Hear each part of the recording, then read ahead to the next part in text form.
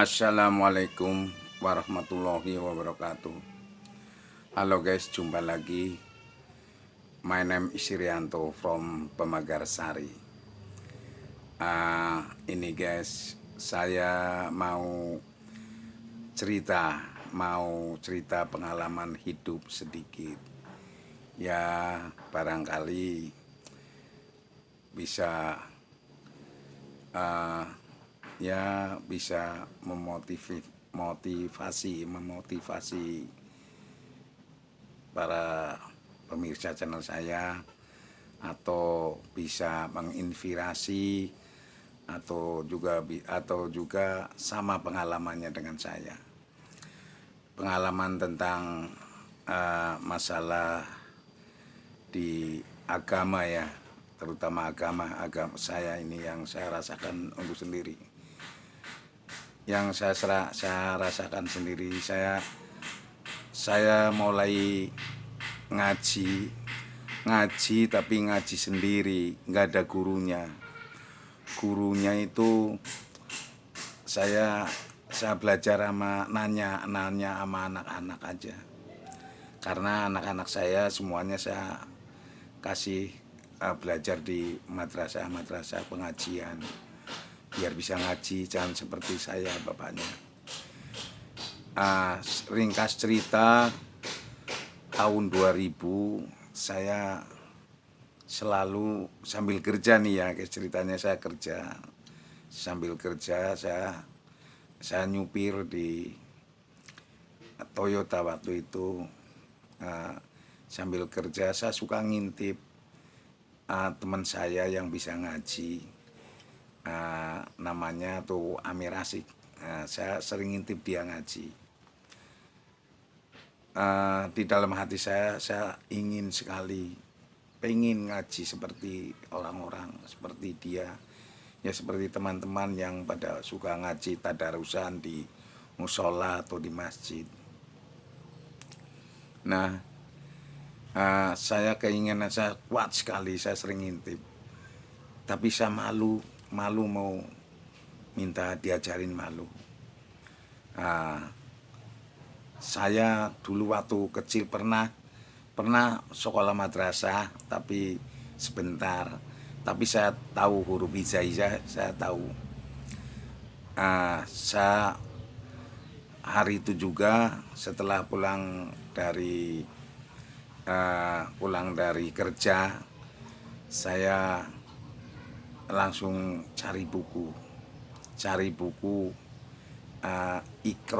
Iqro ya, saya ingat cari buku Iqro, kata Amir teman saya, udah cari Iqro gitu. Tapi saya belajar di rumah, nanya saya sama istri saya, anak saya bisa ngaji, istri saya bisa ngaji, cuman saya yang nggak bisa ngaji. Lantas saya tanya cara bacanya, cara menyambungkannya. Setelah saya dikasih tahu sama anak saya dan sama istri saya mulai belajar. Singkat cerita, saya itu bisa belajar karena saking menggebu-gebunya. Tapi itu guys, nggak bener, karena nggak ada guru yang ngajari. Ya, nggak ada guru. Setelah itu saya udah bisa baca Quran, ya Allah, walaupun salah saya baca. Setelah lama saya baca terus, karena nggak ada gurunya, ada menyarankan untuk distorin ke siapa kayak gitu. Kebetulan kakak ipar saya bisa ngaji, saya storin ke dia. Kata kakak saya, hanya kurang panjang dan pendeknya aja. betulin. Singkat cerita lagi, sudah saya storin ke kakak ipar, saya balik ke sini, ke Jakarta lagi. Lama sekali saya ini, tapi rasa di hati belum puas, belum pas cara baca saya, baca Quran saya. Padahal guys, saya baca Quran kenceng saya supaya kalau saya salah ada yang betulin. Tapi selama ini nggak ada yang negor saya. Perasaan saya berarti saya benar gitu. Nah, setelah tahun 2008 saya ketemu Pak Yudi, beliau itu. Saya minta diajarin. Saya bilang saya udah bisa di Quran. Setelah dites sama beliau, nggak bener. Bacaannya nggak bener.